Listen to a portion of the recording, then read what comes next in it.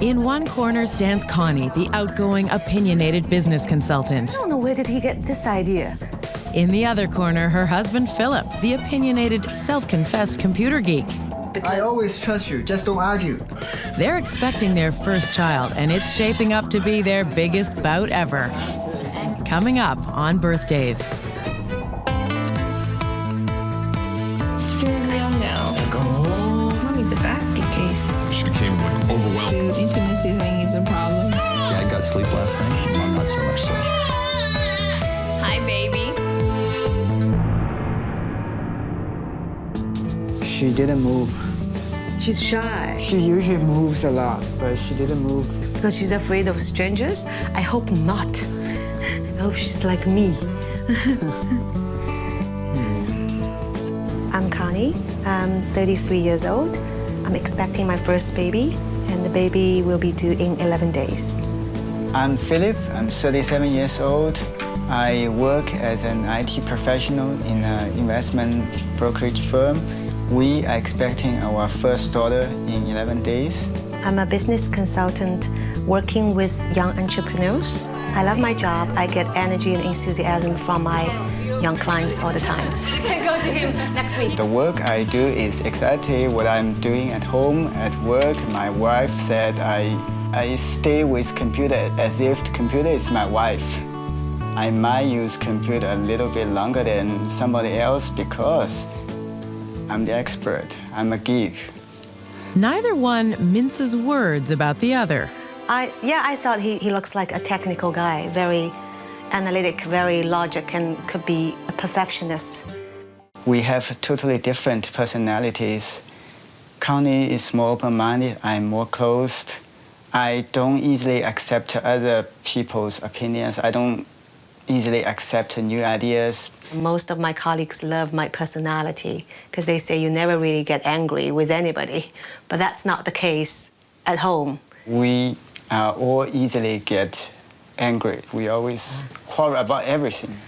The latest quarrel is about Connie's mother. We are very grateful that my mother has agreed to fly thousands of miles away from China to Toronto, stay with us for a few months. I disagree. What? I disagree. Okay. Because it's usually the grandparents' responsibility to raise the grandchildren. And they take it for granted that once you have the baby, it's my job. What point did they say that? Never say that. You know what? Because you don't communicate with my parents, you never know what they thought. They expressed their intention. They never. They never? Do you know what did my father told my mother? Just, it's their kids, whatever way they want to raise them, let them. Yeah, it's your father, but what about your mother? Of course my mother thinks the same way. She's a flexible person. And they try to convince you bringing the granddaughter home. To visit them for just a few weeks. They never said they want to raise the kids. Not few weeks, maybe a couple of months or even longer. A couple months, so what? I'm staying with them, with the baby. They never try to take the role as parents, replacing our role. I don't know where did he get this idea. This pregnancy is very important to Connie. She's had 2 previous miscarriages. And now we're going to have a look at the baby. The baby looks fine. There's your baby's head over here. They have been very devastating experience for me. Nice. I told myself every day that this is going to be a successful pregnancy. You have to love mother guilt. I mean, it stalks you at every stage of motherhood, prenatally and, after the birth. And, I'm 18 years into motherhood. I can tell you it never stops. 6 days before her due date, Connie goes into labor. When her contractions are 5 to 7 minutes apart, she and Philip, along with her mother, head for the hospital. On the way, Connie and Philip argue over whether Connie should have an epidural. He's not a big fan of epidural, right? I still recommend the natural delivery. Yeah, me too, but wait until you see me in great pain. But you never know, I'm not sure at this point in time. The good news is it looks like you're probably in early labour. I think what we're probably going to do is have you walking around for a bit. The baby's heartbeat looks fine. Okay. I'll see you later. It's late, they're tired, yet Connie and Philip walk for hours to speed up the delivery. Okay. What time is it? Coming up, more quarrels. Philip wants Connie to have a natural birth.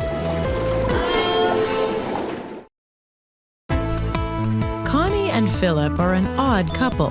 They're certainly at odds with each other. Couple months, so what? I'm staying with them. Now that they're expecting their first child, they're finding lots to argue about. So let's forget it.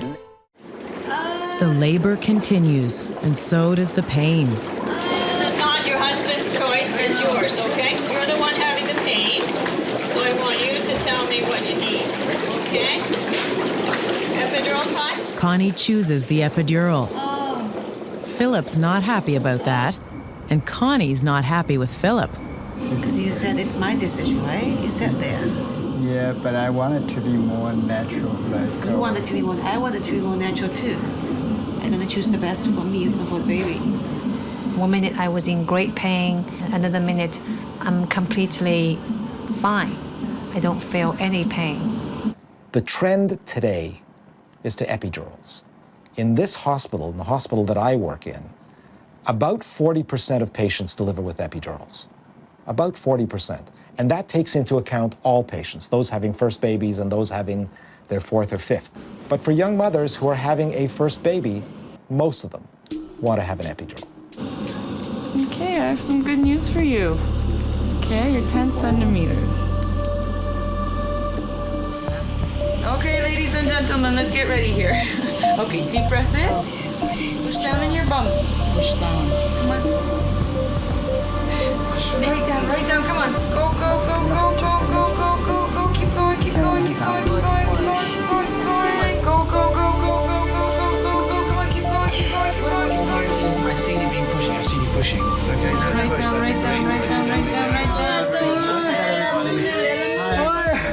After 9 hours of labor, It's a girl. 6-pound, 6-ounce baby Isabelle arrives to meet her new parents. Let's let it go. I reached my goal.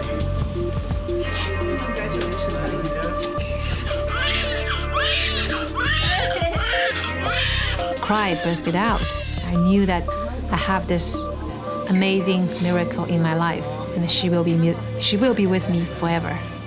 This is my daughter, and this is a little angel I have carried for 9 months. I feel this moment is very sacred. I think Isabelle is a very strong baby. We had 2 miscarriages before, and both baby did not survive in my belly, and she is the only one who implanted and grows and survives and grows to the full term.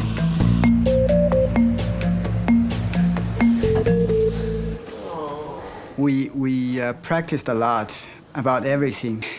We would forget everything we practiced. So Connie and I didn't know how to fasten the seatbelt. We went to nurse for help. It's kind of embarrassed. Anxious about his new role as a father, Philip can't wait to get home. This is the best I can do, sorry. And he can't resist criticizing Connie.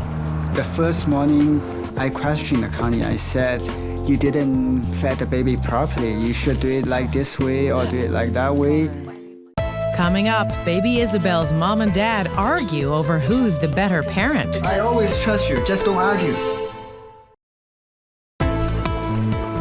As couples go, Connie and Philip find lots to disagree about. But they do agree on one thing. Their new baby girl is a dream come true. Home at last, baby Isabelle sleeps, while Philip and Connie, with the help of her mother, try to figure out what to do as new parents. And it seems Philip, the technical guru, Yeah, just wrap. I think the sheet. isn't so savvy when it comes to the technology of baby stuff. Mattress. The traditional view of marriage in China back 30, 40, maybe 50 years ago, in my parents' generation, is most of the cases man dominates the household, and the man is the person who's making the money and make all the big decisions in the family. In my generation, especially in my marriage with Philip, we have been moving away from that traditional style of marriage. And we agreed that because a family is comprised of two persons, we decided to look after any family issues together and make a joint decision. I'm going to take on the job of wrapping the baby, changing diapers, because I don't trust Connie. She didn't do it well. I'm going to do it. I don't want to let Connie hurt my baby. I just need more practice, that's it. The first night home, Philip lets Connie get a lot of practice taking care of the baby. The first night after Isabelle is home, I'm pretty much up all night, once an hour. I have to go to her, to feed her, change the diaper, and doing over and over and over again for about maybe 7 to 8 times. First night's really tough. Connie fed the baby several times, so both of us didn't have very good sleep. Breastfeeding is a little bit challenging for the first few days. I'm not really sure if I'm doing the right thing, if I have sufficient milk to feed the baby, if the baby is drinking sufficient milk. I'm watching all the signs coming out from her. For the first few nights, I did wake up a lot, help Connie to change the diaper because I'm concerned. I'm concerned everything. I'm concerned about changing diapers. I'm concerned Connie not good at changing diapers. I think Connie stayed alert. Every time you woke up, your daddy woke up, right? When Isabelle cries, I just can't help to see how she's doing.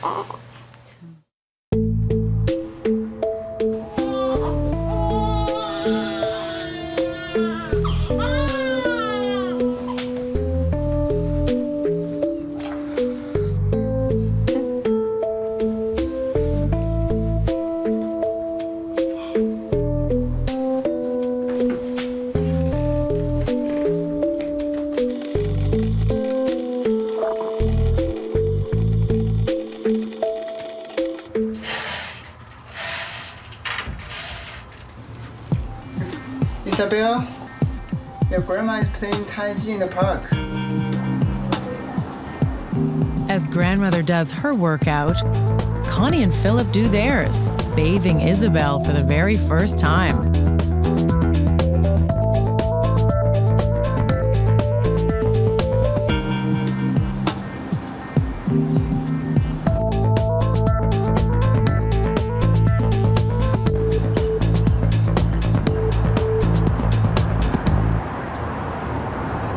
I can't do that. As the days unfold, tension develops between the new parents.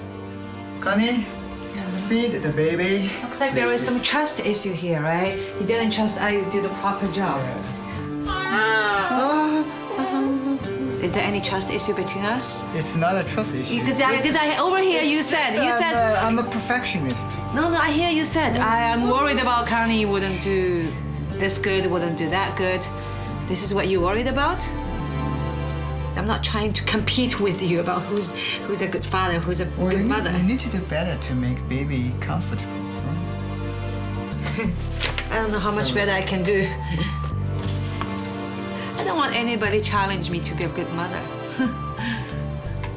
Shall we feed her again? I think we need to talk about this before feeding her. Because I don't feel like I'm being trusted. Of course you're trusted. You're a good mother. Oh, here comes the credit. Am I begging for it? Isabelle is crying. But can you not think about me doing the wrong thing at your first start when you see everything is wrong? Just correct it, okay? Don't argue. But how did you trust me? Because I always trust you. Just don't argue. Well, we know that 25% of couples will separate by the time their child is 5 years of age. So, that's a lot of couples. And of course, it won't just be that we fought about parenting. It could be we fought about money. But statistically speaking, that's a fair number of relationships that break up in the first 5 years of life. And we know that parenting disagreements happen a lot. And see, a lot of arguments, there was no right or wrong between the couples. Obviously, I think the way he did it is not right, but he would never admit. So that's fine. We'll just work it out. Coming up, Philip goes back to work. Can Connie survive without him?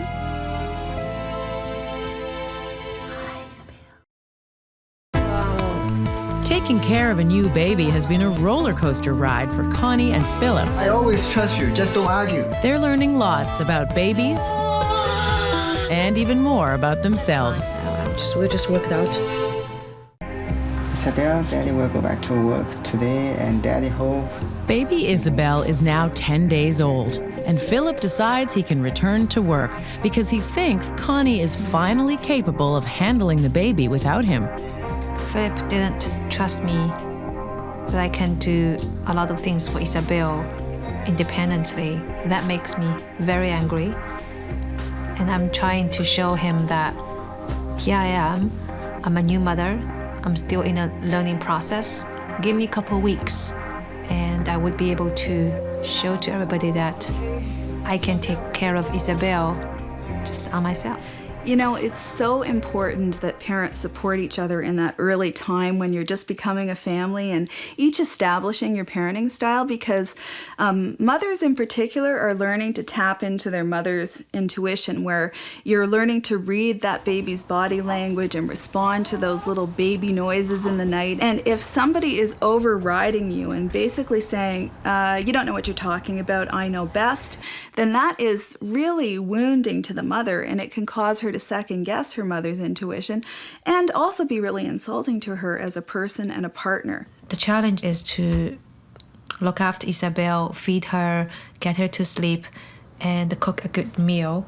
But fortunately, my mother is home most of the time, and he's definitely a big help to us. Let's check with the doctor. And what about Connie's mother? What does she think about Philip's criticism of her daughter? 我说康妮的老公作为一个丈夫，作为一个 I think as a husband, as a father, Philip has a very high sense of responsibility and sometimes maybe a little bit too much. He should just let Connie try herself and do a lot of things independently because she has the ability to do it. I had Connie at her age, 33 years old, and I didn't know how to do anything in the beginning, and my mother helped me raise Connie, and I don't think it was anything difficult. If any mother in the world can do it, Connie can do it. I would say that the excitement and the happiness of being a new mother is definitely over the occasional frustration and the tiring. I think I am a very good mother, dedicated, responsible, and one thing I need to be working on is being more organized. Day 19 for baby Isabelle. According to Chinese tradition, newborns should stay at home for the first month. But Connie's mother breaks the curfew. Hi, how many? 3. 3? This Yeah. is this? Okay. Isabelle's first formal outing is like you lifted the curfew because it's still in the first month.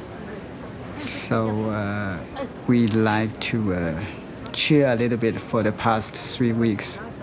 My mother lifted up the curfew for me to stay in bed for 30 days. And we went to a restaurant. Mother gave her a gift, a golden bracelet. This is a gift from the grandparents to Isabelle to wish her live longer and being healthy. Yay, look at me. Isabelle changed my life a lot. I used to stay in the office even after work. Now I just want to get home as soon as possible. I've had many proud moments, being a friend, being a daughter, being a career woman, but having a baby surpasses all the proud moments that I have in my life. In this marriage, we have a lot of issues. Don't treat it too real. It's just a marriage. Every couple has issues. I guess no one likes to hear the other person saying, "No, I don't agree with you," but it's being heard a lot. She just wanna her own sayings, her own voice, her own independent opinion. Excuse me, I don't agree with that. I'm sorry, I told you. This is exactly what I want to say about him. With all the issues that we have in our marriage, before, after Isabelle is born, I have conceded more than Philip does, because somebody gonna give in at a certain point of time to keep the family intact. If we really want this marriage to be going well in the future, if we really want to keep the family all together as a close tie, somebody has to make a compromise.